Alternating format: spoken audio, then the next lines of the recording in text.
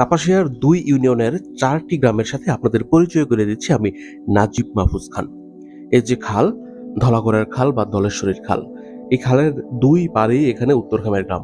কিন্তু একটু সামনে এই যে একটি বাড়ি দেখা যাচ্ছে, আর একটু সামনে যে বাড়িটি টিন দেখা যাচ্ছে সেটি আবার সরসপুর গ্রাম। সেখানে খালের উত্তর পারে সরসপুর এবং দক্ষিণ পারে উত্তরখামের।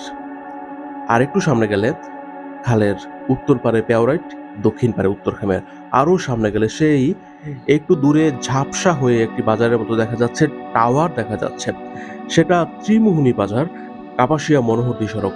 ত্রিমোহনী বাজারটি করিহাতা ইউনিয়নের আনচাকো গ্রাম, এবং ত্রিমোহনীর উত্তর পাশের যে লোকালয় গাছপালা দেখা যাচ্ছে সেটা করিহাতা ইউনিয়নের পেওরাইট গ্রাম। অর্থাৎ আমি যেহেতু পরিচিত জায়গা, ৪টি গ্রাম দেখতে পাচ্ছি: করিহাতা ইউনিয়নের আনজাবো পেওরাইট, দরগাঁও ইউনিয়নের সরসপুর এবং উত্তরখামের। এই জায়গাটি এখানে পরিপূর্ণভাবেই উত্তরখামের। প্রধানত উত্তরখামের গ্রামের বড় অংশটা খালের দক্ষিণ পারে অবস্থিত।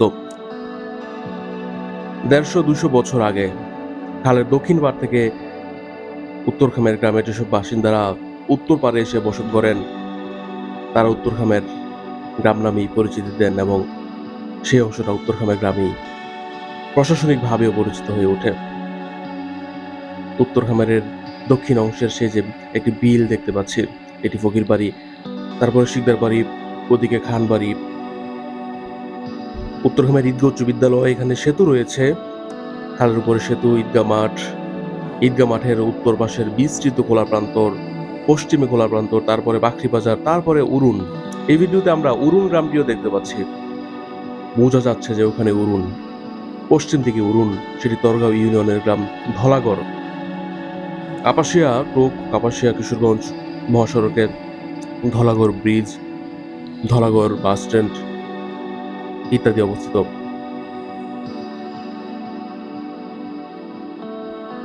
গাছের কারণে খালটি পরিপূর্ণভাবে বোঝা যাচ্ছে না। এই অঞ্চলে অনেক গাছপালা আগে অবশ্য কম ছিল। আমাদের শৈশবে গাছের সংখ্যা কম ছিল, বড় বড় গাছ ছিল অনেক, কিন্তু এখন গাছের ঘনত্ব অনেক বেশি। ইভেন ওদের বাড়ির উপর থেকেই যে গাছের জন্য বাড়ির নিচের অংশটা পরিপূর্ণভাবে বোঝা যাচ্ছে না। আমি কাপাসিয়ার উপজেলার যত গ্রাম আছে সকল গ্রাম এই চ্যানেলের মাধ্যমে তুলে ধরতে পারি ইনশাল্লাহ। গাজীপুরের সকল ইউনিয়ন, বাংলাদেশের সকল উপজেলা। এই ভিডিও এখানে শেষ করছি। ভালো থাকবেন, দেখা হবে অন্য কোনো ভিডিওতে।